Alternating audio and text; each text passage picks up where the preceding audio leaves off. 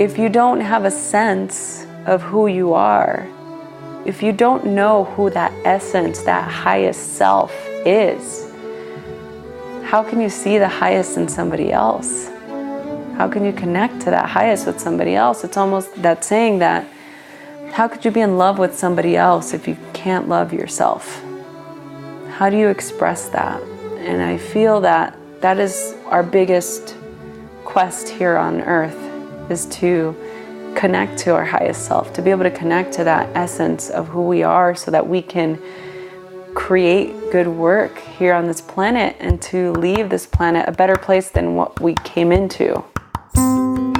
This is the Advanced Brain Podcast with third-generation neurotechnology pioneer, entrepreneur, best-selling author, music producer, keynote and TEDx speaker, Alex Dolman. Improve your mental wellness as Alex sits down with the leading thought leaders of our time about how to optimize your brain, body, and life with the latest and most powerful tools to help you reach your unlimited potential.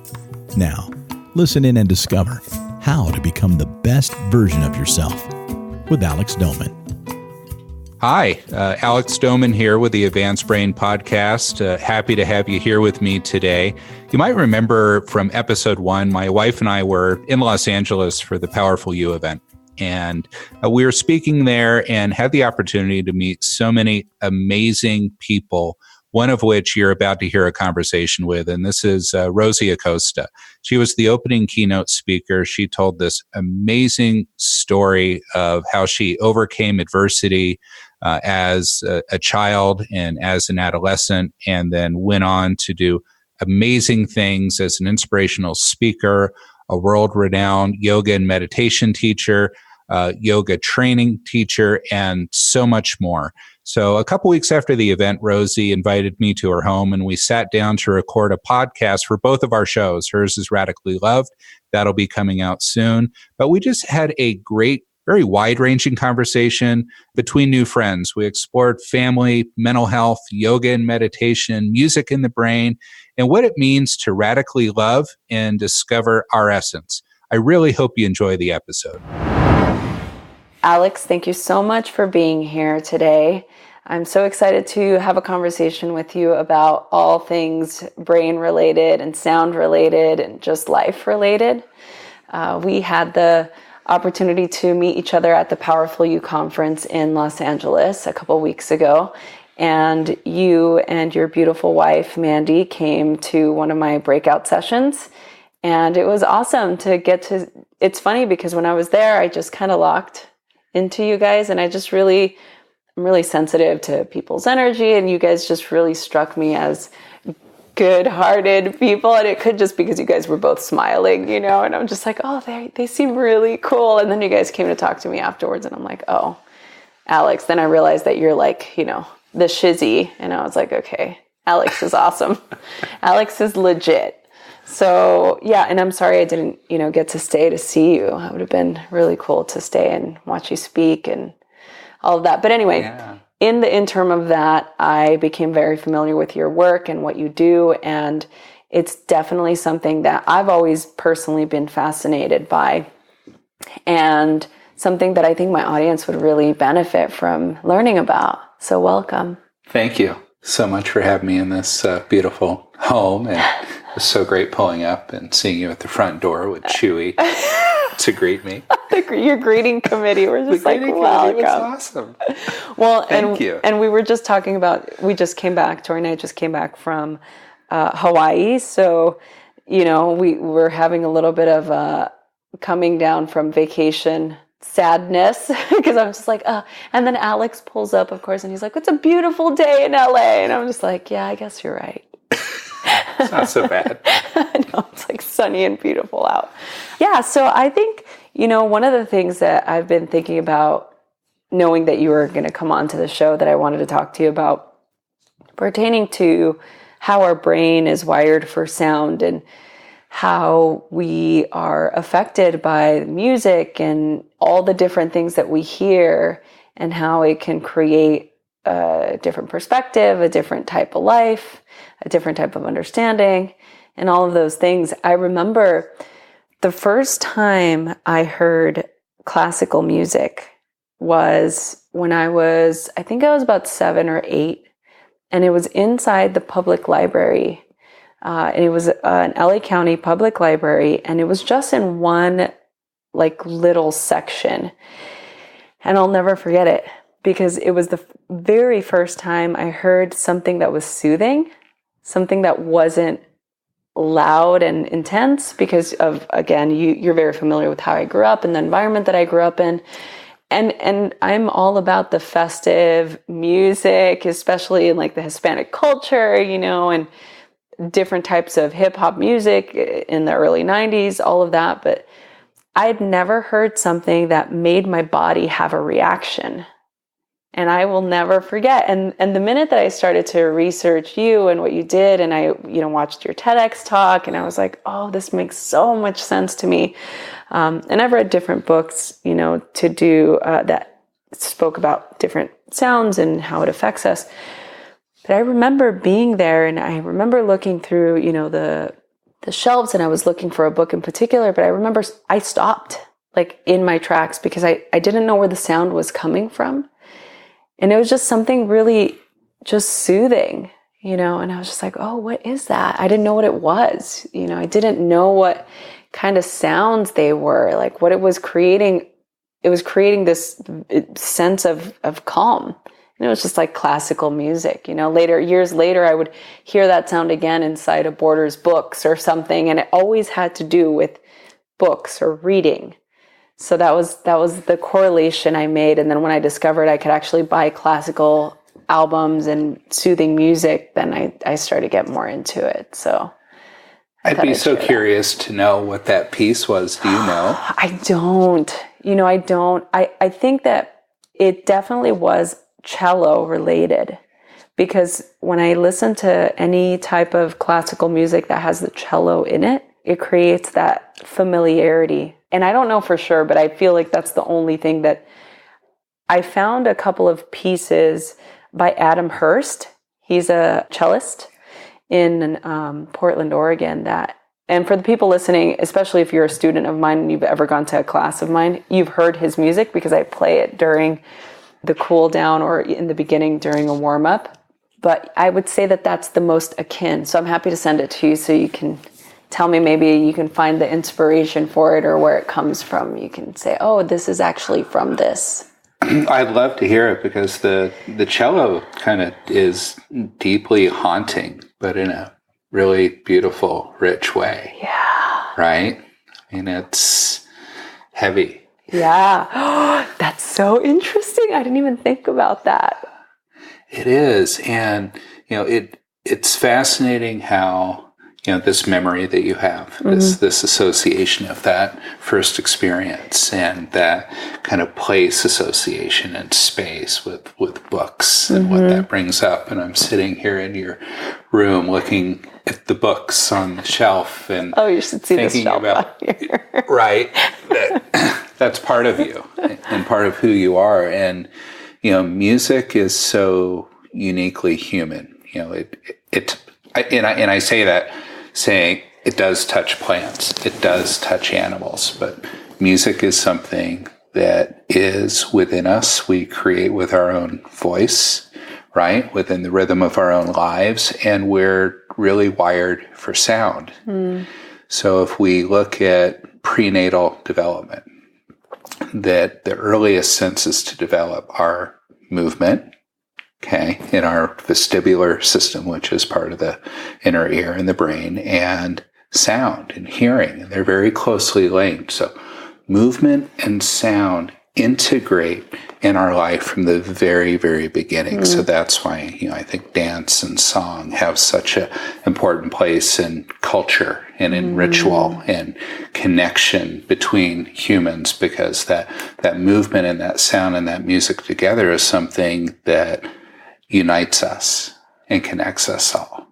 So, and it touches us on such a deep level, going back to your experience of that one piece of music in that moment, you still remember it in vivid detail today, which kind of tells us about the importance of this stuff, right? Yeah, it does. And it's not something that I've thought about. And I'm 36. Like, I've not thought about that. It's one of those kind of mundane thoughts that just come in that you just have an association to it, but you don't really analyze it too much until I started to look into everything that you teach and everything that you've studied. Like, that makes so much sense, and it's just fascinating. I'm always so fascinated to see how science is discovering all of these new ways that we can understand ourselves on a deep level. Oh, and it's fascinating, right? Because these brains that we have are trying to deconstruct themselves and have understanding. Yeah. Right? If you just stop and think about that for a moment. That is crazy. Right? It's the brain trying to understand itself. Yeah. And it's just so profound. Yes. Right? So what's the meaning? What's the greater purpose? Well, in saying that, to me, I always bring it back to the yoga, to the yogic philosophy, because part of why we practice yoga or meditation or any type of esoteric practice is to get to this place where the soul wants to know itself, right? It wants to recognize itself. It wants to realize itself. And so it's the same thing. We're trying to deconstruct something to understand it. And I think it's kind of a little bit of a mind, you know what? Because you're just like trying to be like, how do I do that? Well, and is it soul first?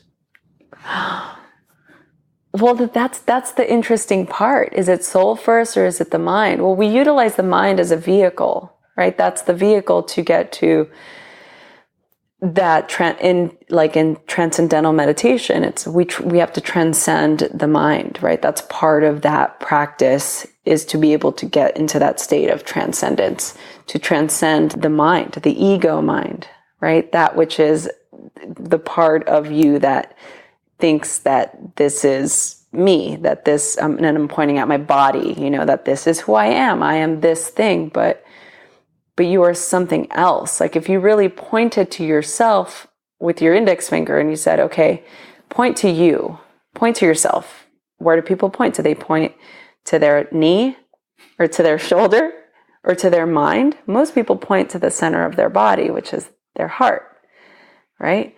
So why didn't we point to the mind? If the mind is the one that's intuiting or thinking and analyzing where we are in time and space, then why don't we do that?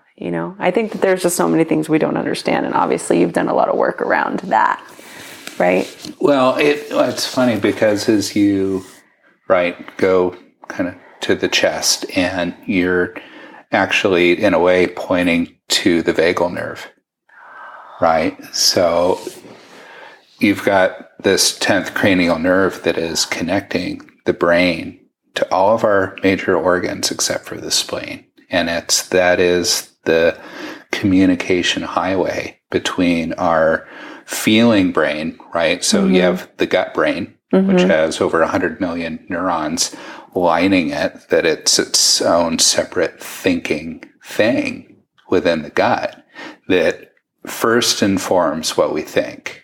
We feel, then we think. And if we responded more to what we felt than what we thought, I think we'd be in a much better place.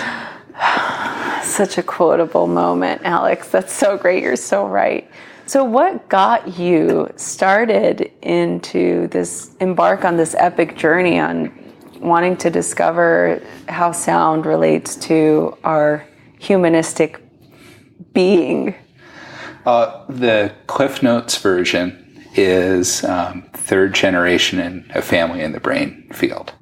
So my grandfather was a rehabilitation doctor that pioneered brain injury treatment programs for children and for adults.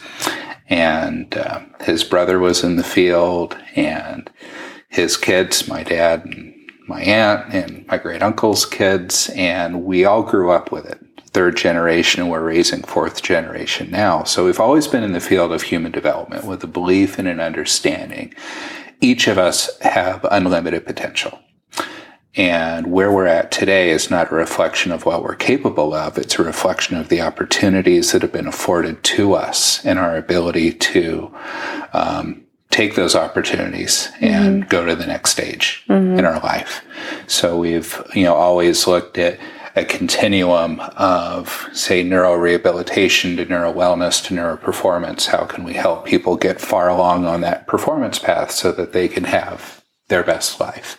So growing up within that, different tools for rehabilitation were used, for injured brains and to help individuals that were well and functioning well to accelerate to gifted potential. And music was always a big part of that. And I grew up loving music, and I was programmed with Bach and Simon and Garfunkel when I was a kid in the early 70s. and like the best combinations, right? That's amazing. So good. And I remember you pointed to my socks, right? So I have these socks that say "Have a good vibe" on them.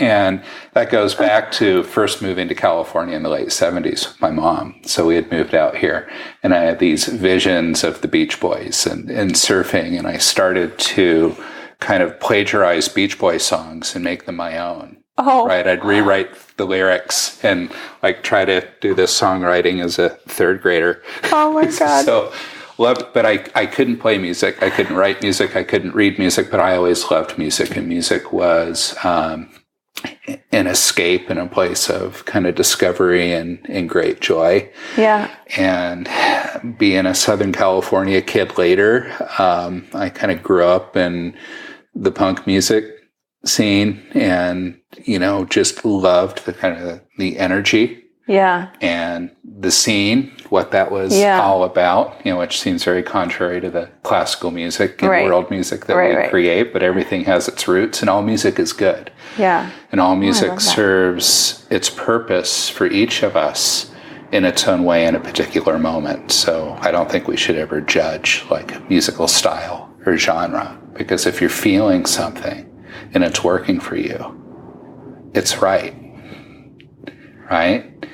So I formally got involved in researching therapeutic music with clients, with patients of my fathers and grandfathers, and began creating home programs, right, using therapeutic music for individuals who had special needs, but also adults that had stress issues. And we're trying to optimize their performance and just experimenting with different techniques and technologies. And in the late 90s, started a company called Advanced Brain Technologies to actually create, arrange, produce original therapeutic music protocols that people wouldn't use just randomly and for entertainment, but really with the intentionality to shift their brain and to shift their life. And, that's what I've been doing for many, many years now. Wow. I love that I love all of that because I'm just fascinated. I really like what you said about how all music is good, because I feel that everybody has an opinion, and I think it's not that there's music that isn't good. It's just maybe music that you don't have a feeling towards, that you don't connect to. I mean, right now, I don't know why I want to ask you what your favorite music is right now. What are you listening to right now? Top 5 songs. The artist that I'm going to spend tomorrow morning with, because I'm fully immersed in her music since I discovered her, Beatty Wolf, who's here in LA. And she is this amazing, I can't even describe her. She's a singer-songwriter, but she's an innovator and a pioneer in music I can't even explain. So when I discover a new artist, especially somebody that I'm getting to know, I do a deep dive. Right. So I bought all of her albums. They're constantly playing. Mandy's constantly listening to them. Our youngest son, Brendan's constantly listening. So I'm very much in a deep Beatty Wolf dive right now. That's really cool. So that's what's on. That's what's on. You know, what's interesting is I'm curious as to what your expertise opinion is on this. I went through different phases where I listened to a lot of hip hop, and then I got really into rock and roll music, and then I got really into slower, more melodic acid rock, I guess one would call it.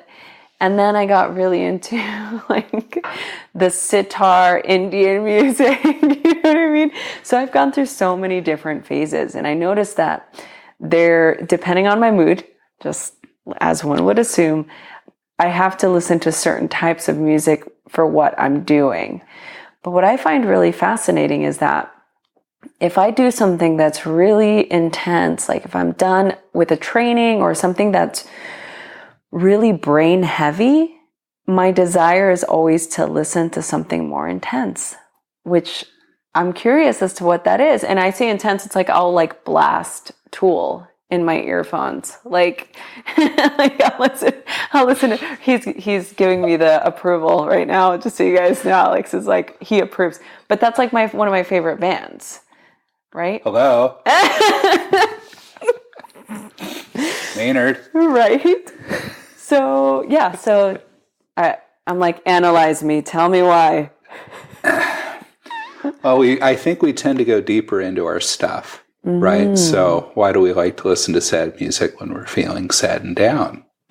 You go deeper into that place. Yeah. Right? You go deeper into the feeling, in the emotion, and you kind of work through whatever it is that you need to do. And it's something called the ISO principle. And you're choosing music that's meeting yourself where you're at.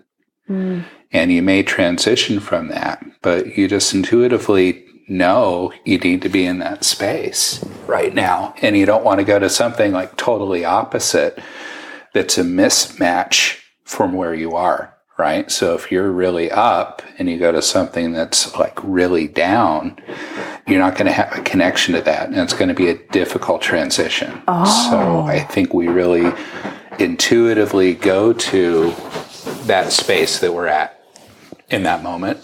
And I relate to Tool, but I can listen to Tool for any occasion. Yeah, I can too. But to me, that's like my go-to. You know, it's also something really soothing to just go into. And I really go into. I mean, because to me, it also takes me back to being like 13, 14, 15-year-old when those albums first started coming out and just waiting, at The Good Guys. Do you remember The Good Guys? I do remember The Good Guys. I'm dating myself. And Tool has another album coming out. Finally. Stop. Yes. All right. It's real. We should go see them. We should go see them. Yes. They're on tour right now. I know they are, but they don't come here. They're like I know. On the East They even Coast. come to Salt Lake City. They do? Yeah, but you have to see them with Perfect Circle, with Pussifer, whatever, iteration of Maynard. All right. Experience that. So we digress. But, totally. We'll digress. Right? We're totally fan clubbing here. No, this is great. I'd love to ask you too about what you said about the matching the emotion. So I would think that if somebody is in a sad or not great place, if you were to play something happy, that would do the opposite. It doesn't. Well, it can, right? So one way to think about this is we have two planes in our emotion, in our energy. So we have our arousal levels, or our energy, right? Are we at high arousal or are we at low arousal?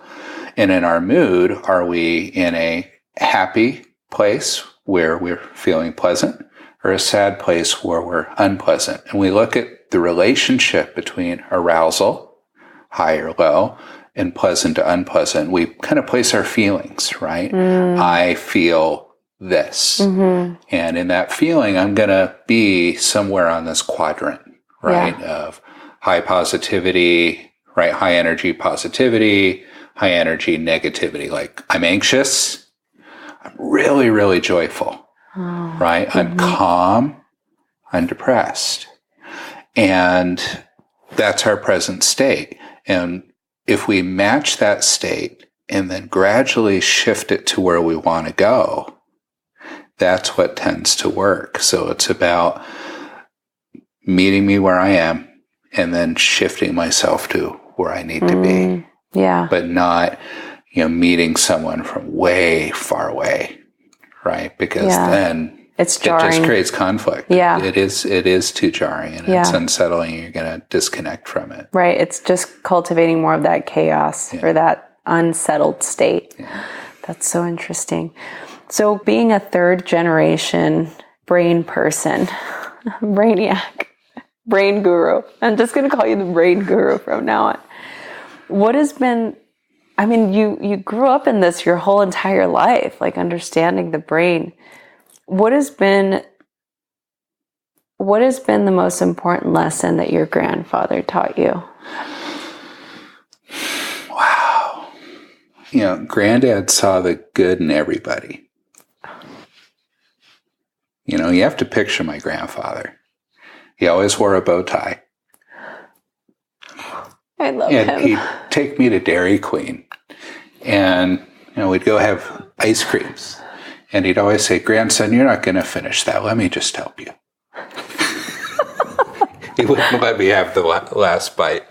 I don't know what lesson was there, but he was so dedicated to helping people get well. And dedicated, what he taught me was work ethic. So he was chief of rehabilitation at 2 hospitals.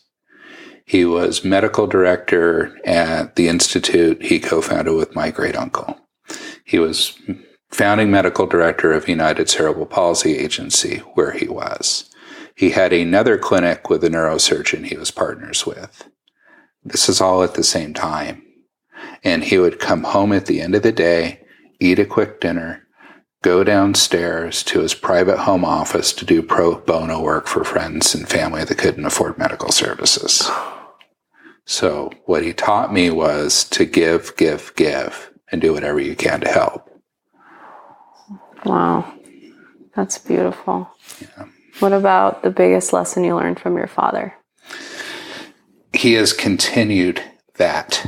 And by continue that, he was actually just in LA seeing kids. So my father, who turns 72 next month, travels almost like you all over the world, helping kids, helping adults get to their best selves.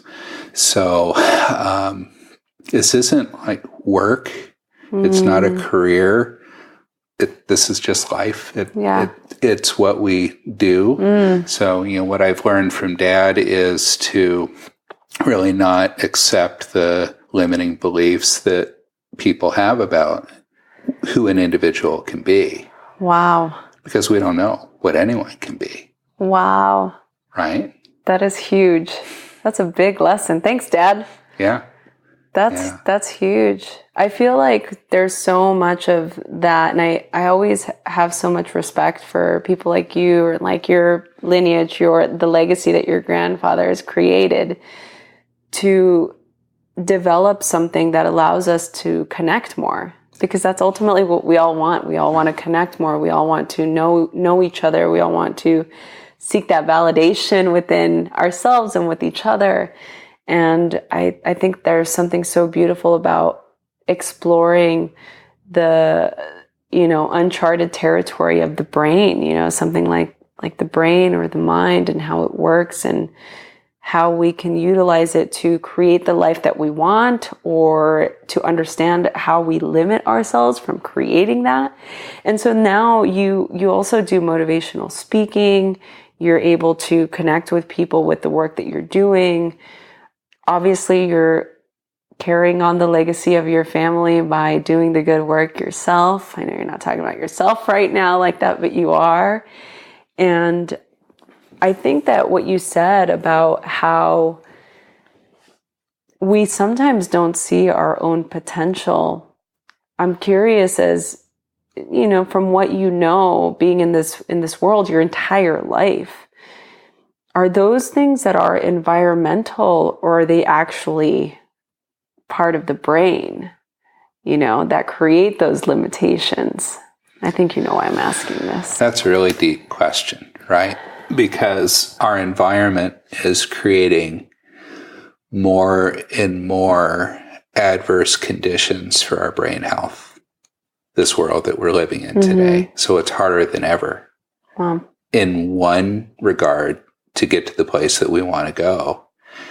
Yet, as we flip that, we have more knowledge and understanding and desire to get to a good place than we ever have. And I think that it's matching like the need. So environment is a lot.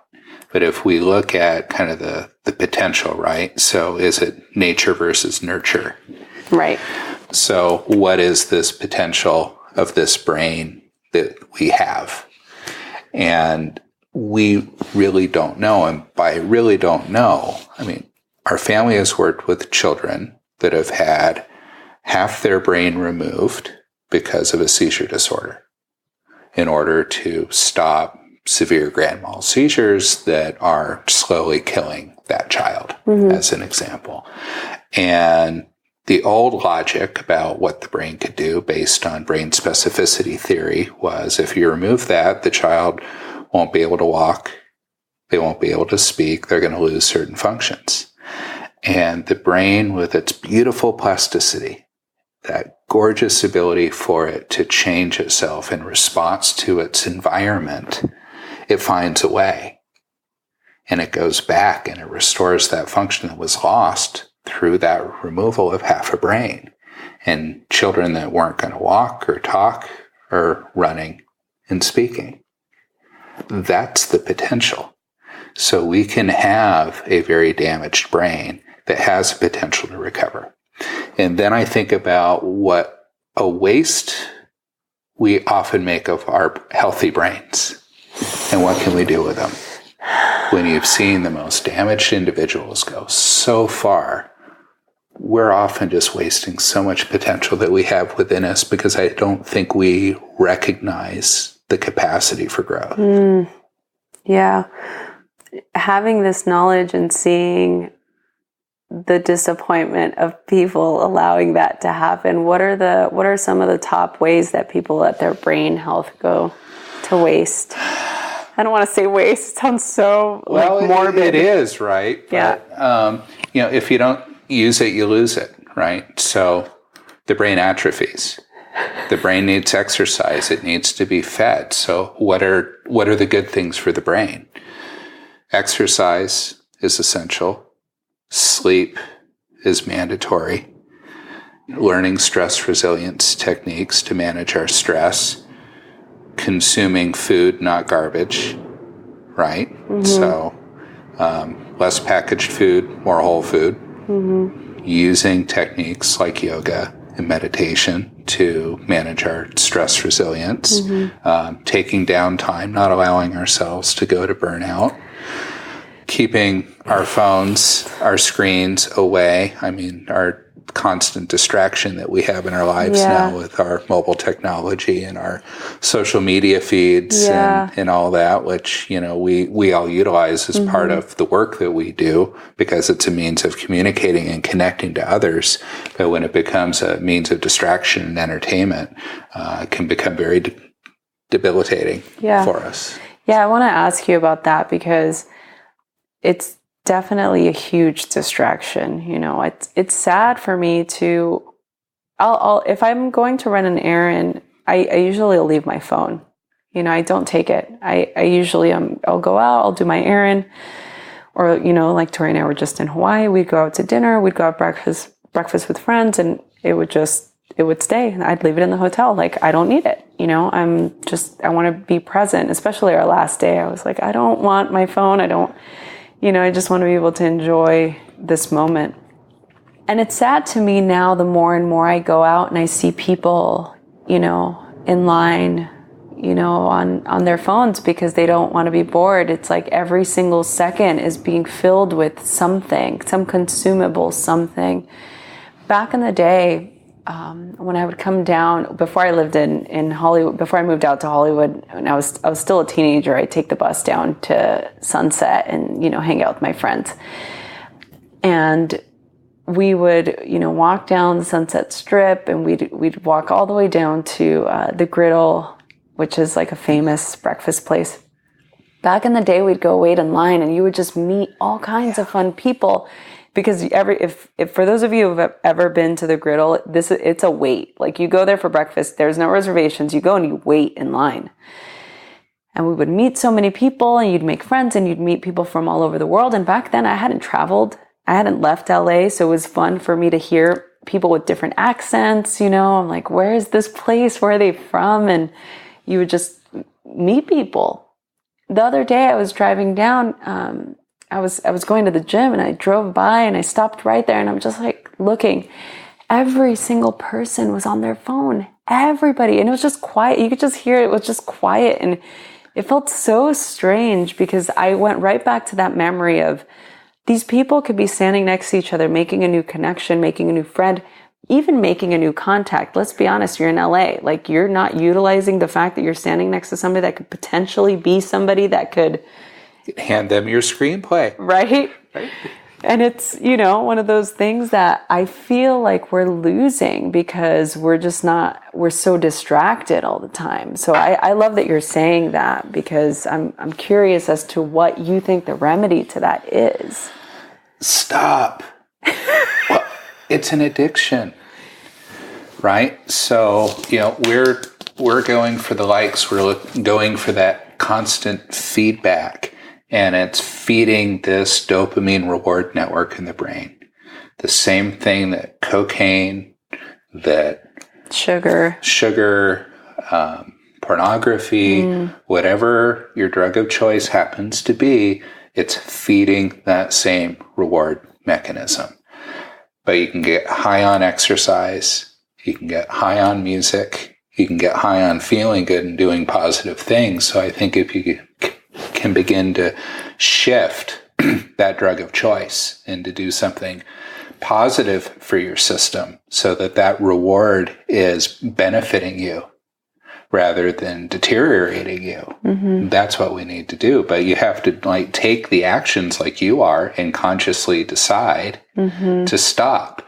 I noticed that we both intentionally had our iPhones turned upside down with the screens down while we're here and away from us. Yeah. So that distraction isn't there. But, so often people want to even check in the moment of a conversation to see what's going on. And we're lacking presence. And I think there's serious harm there, right? Because we're not being present for ourselves. We're not being present for our children, for our partners, for our coworkers. And this constant distraction is causing miscommunication. It's having an impact on relationships. Yes. And I think a lot of what we're seeing going on in our world today, could be improved just by some simple presence and active listening. Yeah. Oh, right? Preach. And eye contact. Yeah. Well, that's the thing.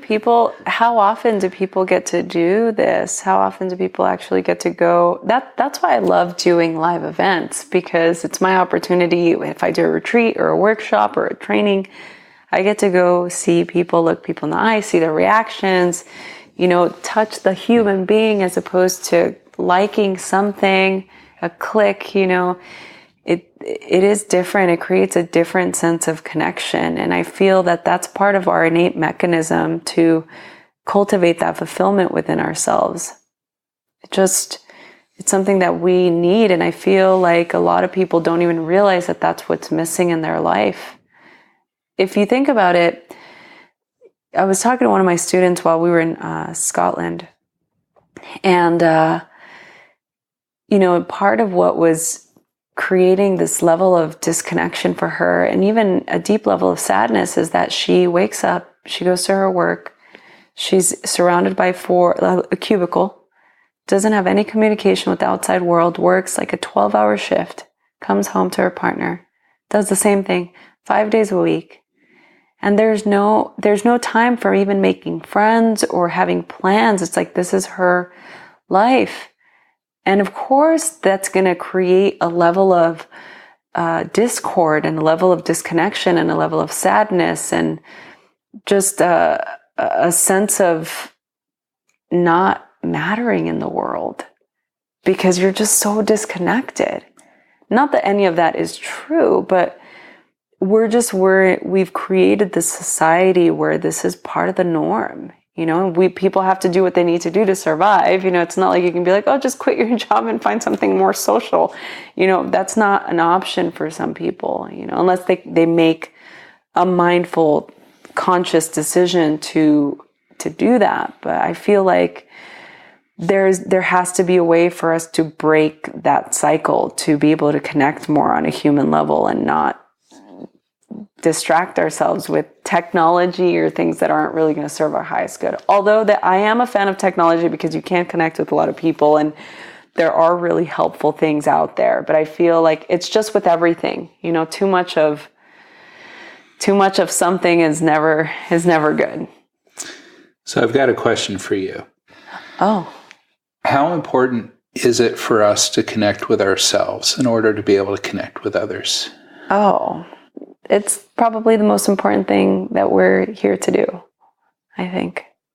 That's a big statement. Yeah, but I really believe that because if you don't have a sense of who you are, if you don't have a sense of yourself, and I'm saying who you are not as your individual self, not, oh, I'm this person, I have brown hair, brown eyes, and this is my ethnicity, whatever.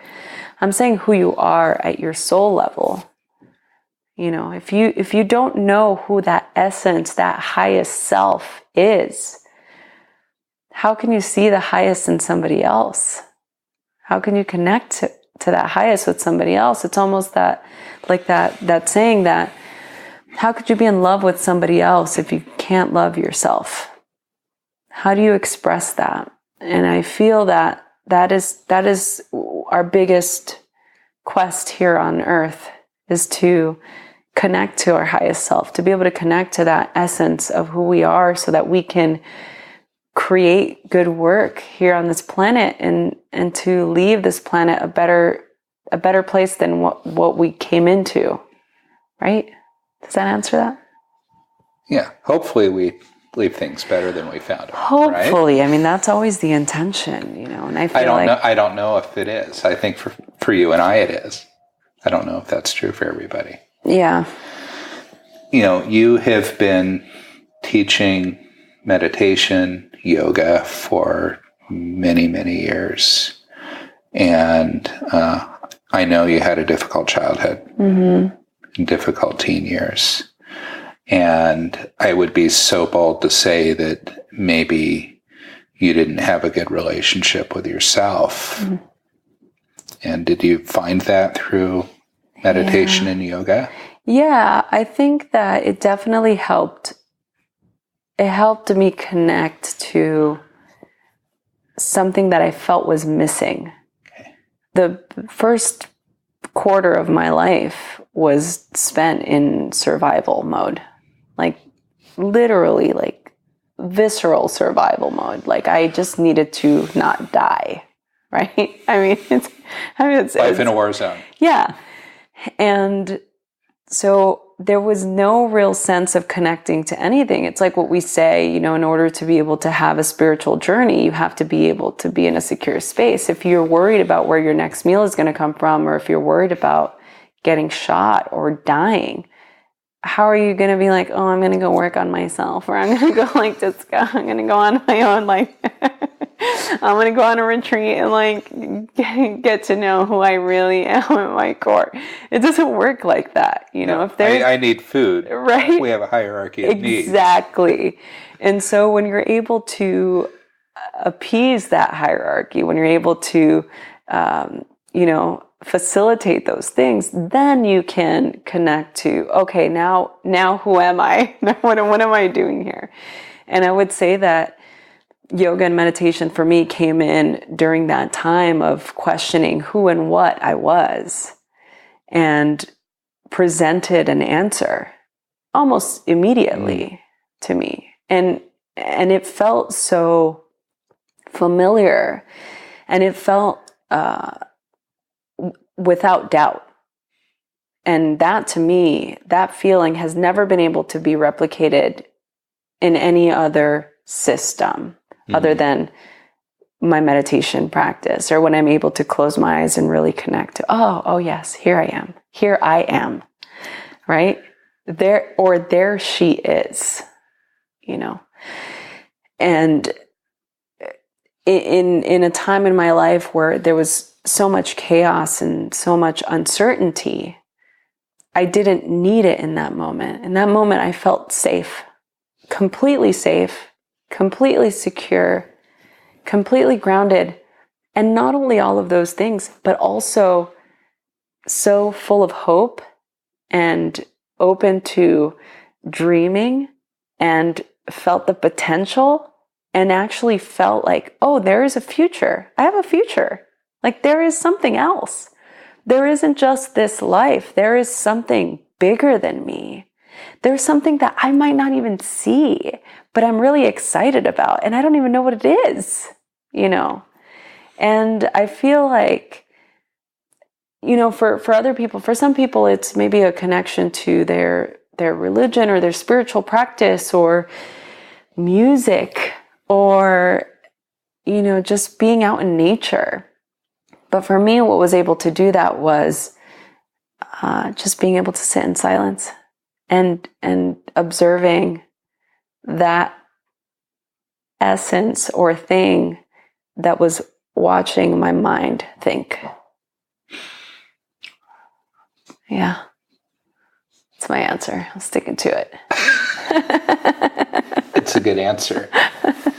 So in this, frenetic world that we're living in, we touched on this earlier a little bit. How interesting is it that yoga and meditation have so become part of popular culture? Mm-hmm. Why do you think that is? What's happened? Oh, well, I think people are unhappy. I think people are unhappy, and I think that they are in the search for fulfillment. I think there's a lot of people out there who know that there is something innately amiss, and they are looking for how to restore themselves back to health.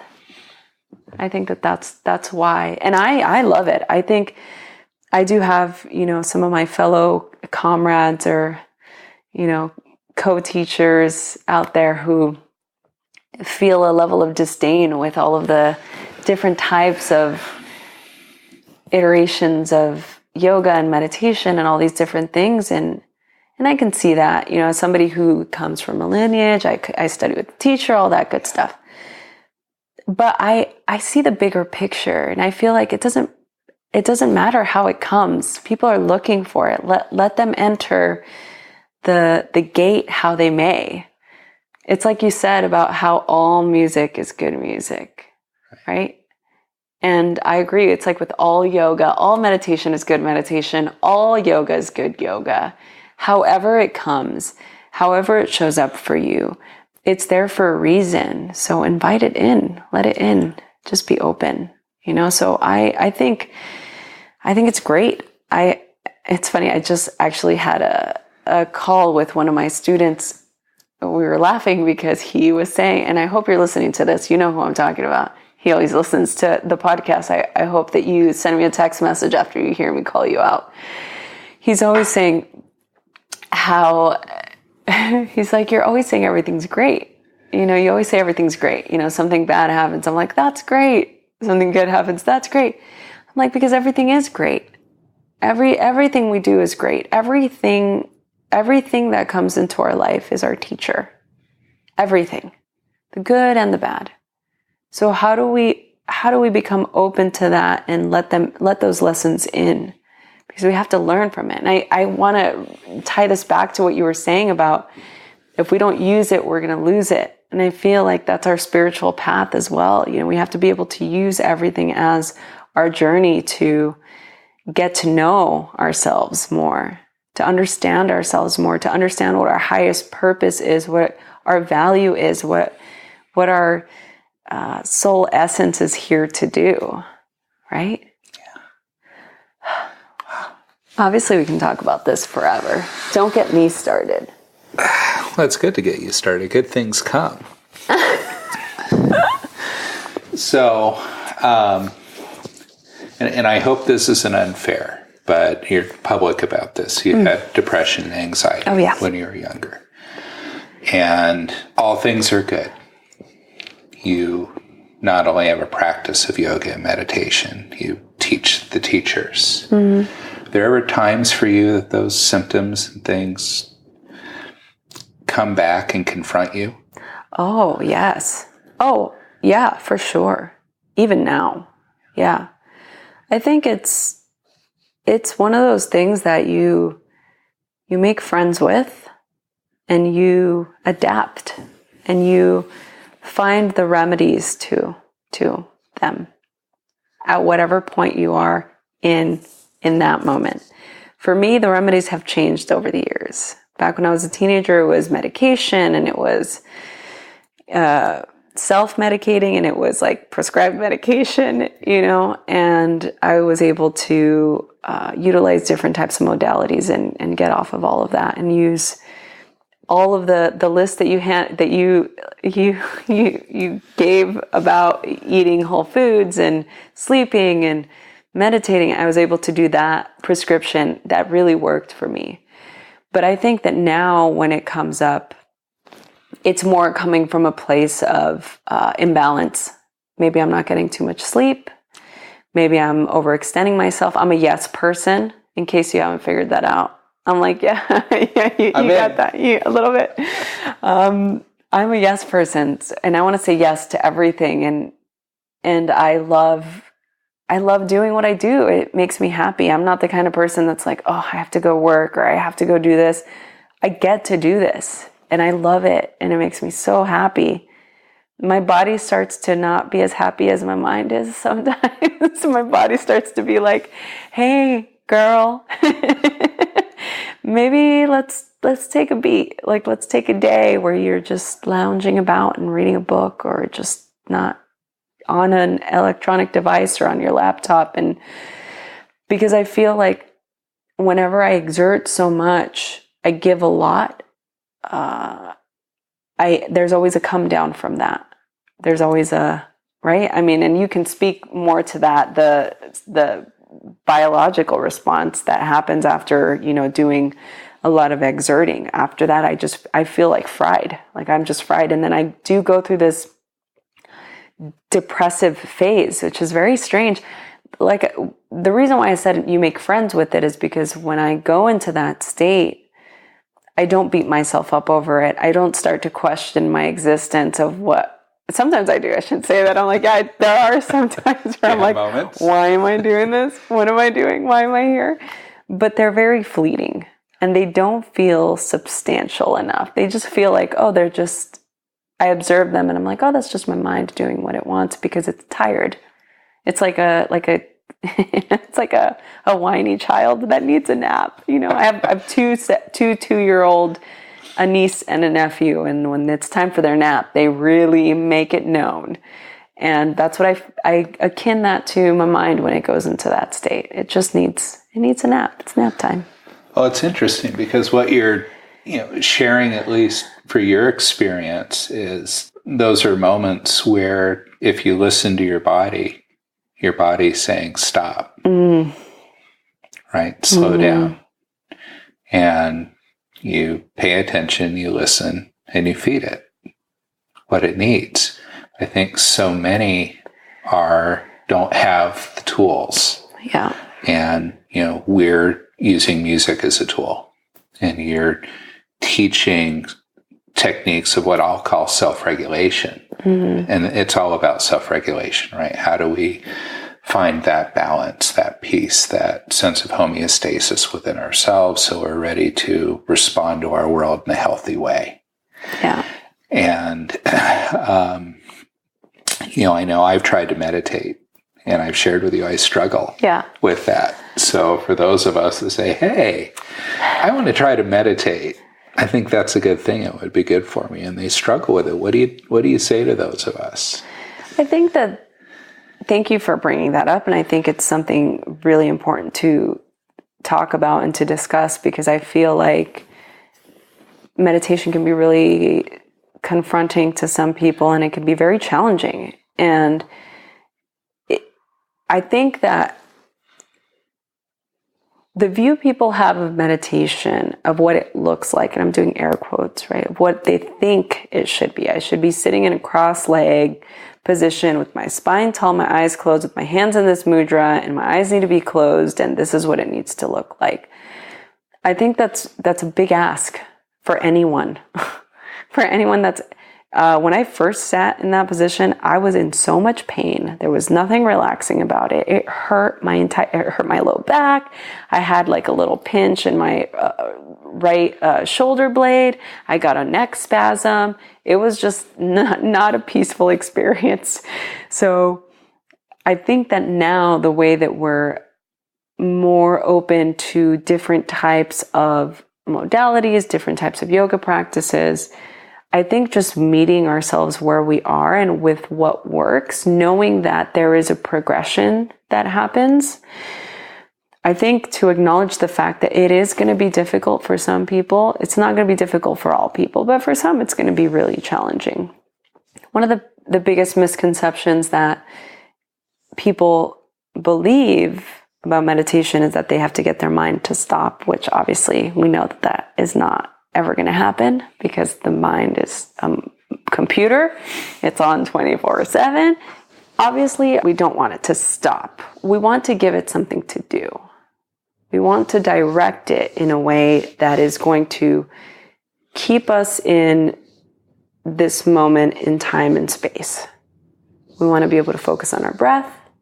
We want to be able to just be in the now, and then in the now, and then now, and then now, and then now, right? So it's a continuous stream of awareness. And I think that the belief that it's difficult is the first hurdle to overcome, or to think that you can't do it. Because those are beliefs. Those are statements that are very strong. They're commands that your brain is holding firm to. So if you even just begin to be open to, I guess I can meditate, or I guess it's not difficult for me. I guess I just need to do things differently. It opens a whole new way, a whole different pattern that you can then go into. So that's one of the biggest misconceptions. And the second is how you have to be. And people think, oh, I have to sit up tall. I have to do this. I have to do that. Not true. You can lay down. You can just be in a comfortable couch and close your eyes. Let your body be in a position that feels good. Just focus on your breath. Yeah, of course, your breathing is going to be less reserved if you're sitting up tall or if you're laying down, all of those things. But just to start, just to get to the gate, to the beginning, just be comfortable, right? Comfort is the number one thing that you want to be. Be comfortable. And then you can just begin to go into the rhythm of your breathing and just notice your breath. And you can even direct your breath. Inhaling slowly, exhaling smoothly, and doing it again. Inhaling slowly and exhaling smoothly. There's no rush. There's no rush. That's the thing about the mind. The mind wants to be anywhere but here. The mind wants to be anywhere but in the present moment. And if you understand that, and if you make friends with that, you can take the pressure off yourself and say, okay, my mind's other date is way more interesting than the date. Than the date the brain has. So you say that. So what does it then mean to be mindful? Well, see, this is like one of those things that it can be a little incendiary for my Buddhist counterparts out there, because what we really want to do is be mindless, not mindful. We don't want to be full of mind. We want to be mindless. We want the mind to be less. Right? But to be mindful, it means that I am just putting my mind into the fullness of this moment. That's what it is. So it's not, oh, I want to be full of mind. Why would we want to be more mind? So it's presence. It's presence. Want to be present. Yeah. It's about being an acute awareness to presence. That's what mindfulness is. And so in Buddhism, it's about the emptiness, right? So here's the difference between, so my study is, and I've studied both, right? So mindfulness in Buddhism is empty. So the Buddhists want everything, it's empty, there's nothing, it's just emptiness, empty space, it's just nothingness. It's like you want desire to go away, you want suffering to go. We only suffer because we have attachment, so we need to dissipate our attachment so we can find fulfillment. And then the mission of the Bodhisattva is that you then make it your life's purpose to ease the suffering of the world, because only if the world is happy, then you can be happy, right? And so that's the journey.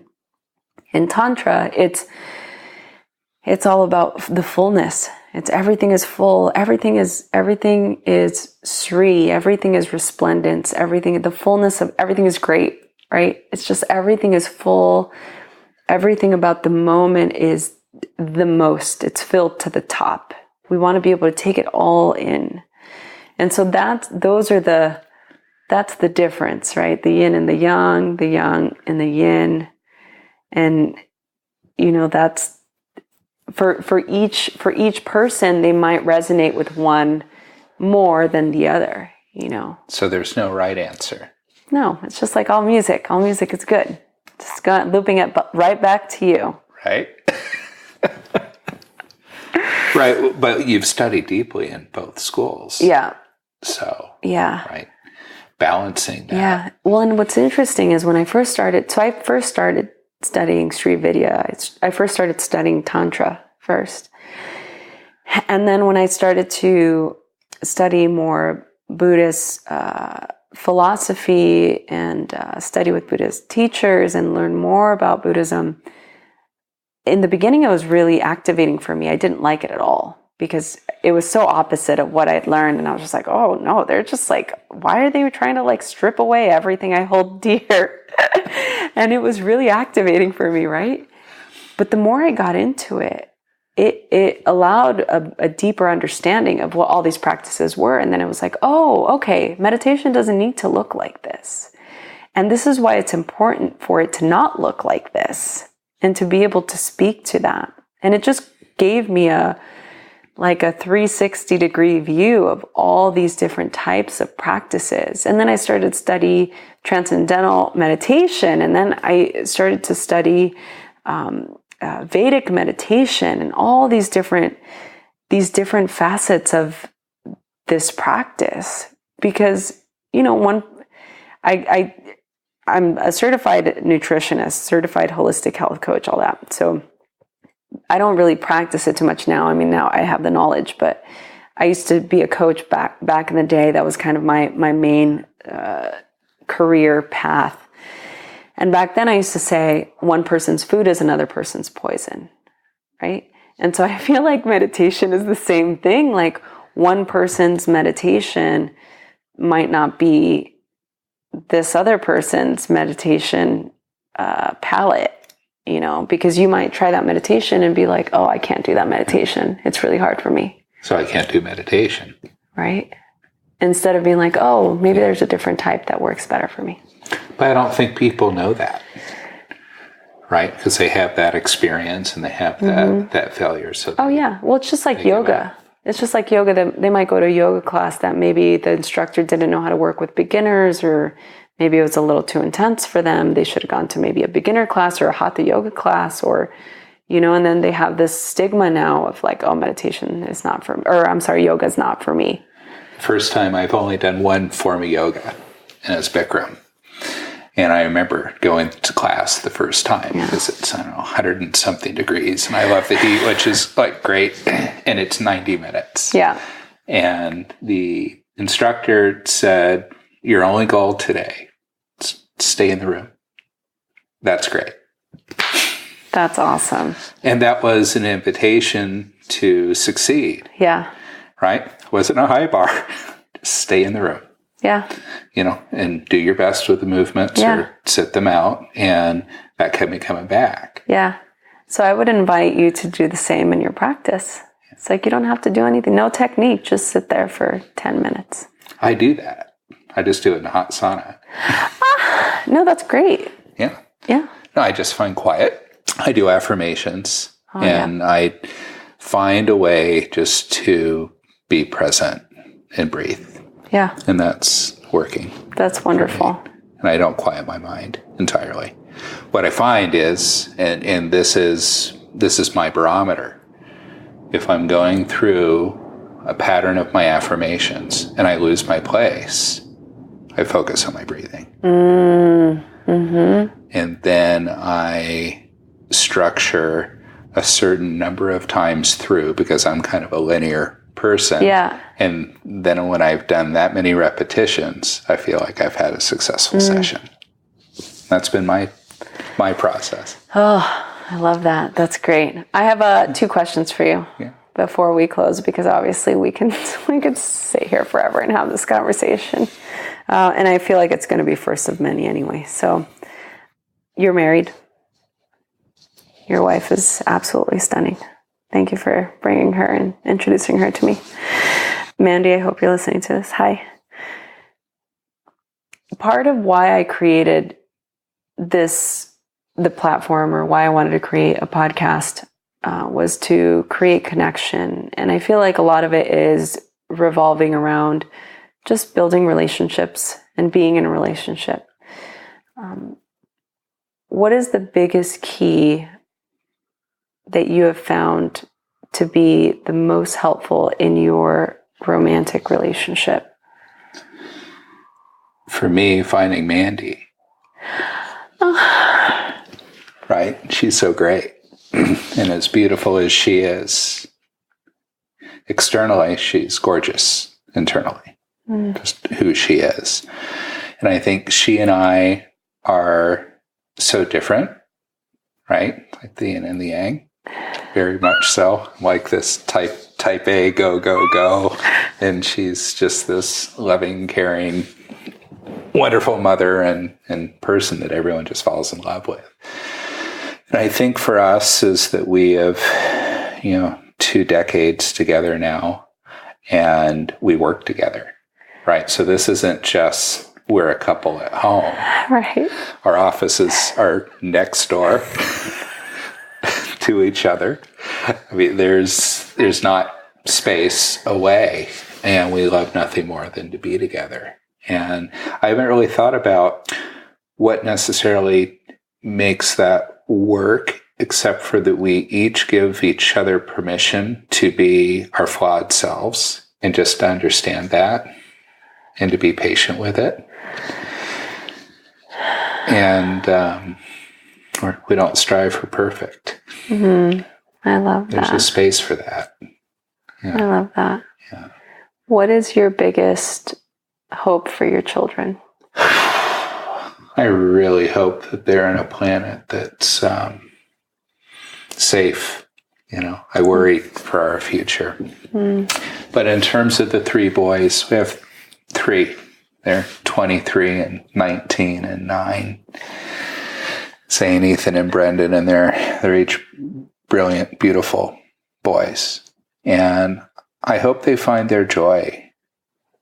I just really hope they each find what fulfills them, whatever that path may be. Because I think there's no greater success than if they can find their happiness.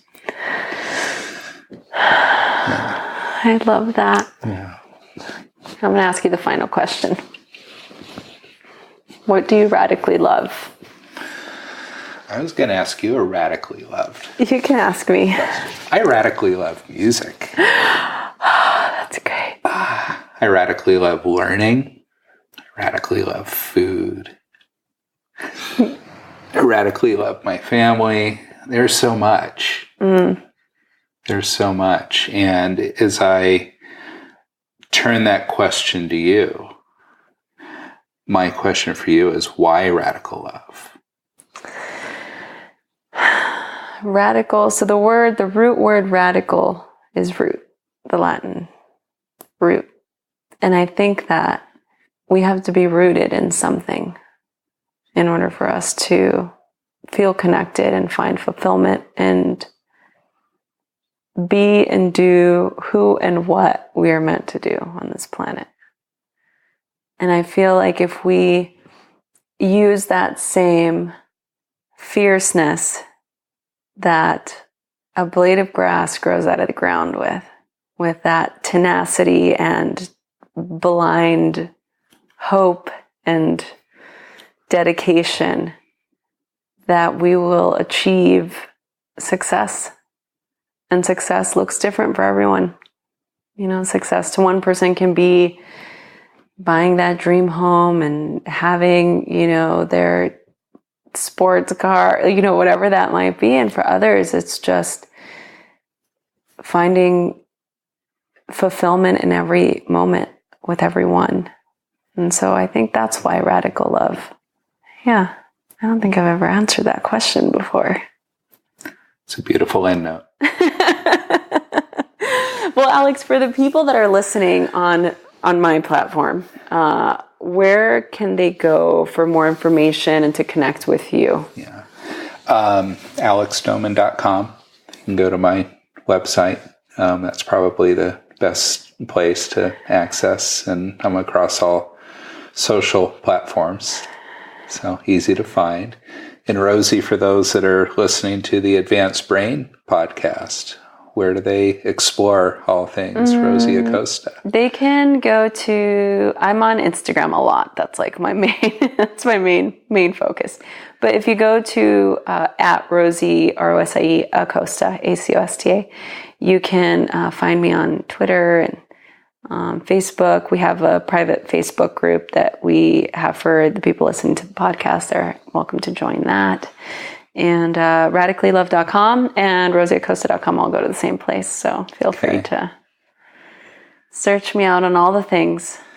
Well, thank you so much for saying yes. I know you just got back from a great vacation and yesterday, and you're just coming down off of that. So, so good to see you. And I think it'll be, the second of many, many more conversations to come. I agree. Thank you so much as well for coming here straight from the airplane. Yeah. This is one of the perks of living close to an airport, guys, is your friends kind of have to go by your house in order to go to wherever they're going. Thank you. Thank you, Rosie. Thank you for listening to the Advanced Brain podcast with best-selling author, keynote speaker, and founder of Advanced Brain Technologies, Alex Dolman. In the show notes, you can find links to all the resources mentioned in this episode. Please subscribe to the podcast from whichever platform you might be listening in. Of course, it's free to subscribe, and it ensures that every time we post a new episode, you'll find it right there waiting for you to listen to in your podcast app of choice. And for more information regarding the world's most innovative neuroscience-based music programs for optimal human performance, please visit advancedbrain.com.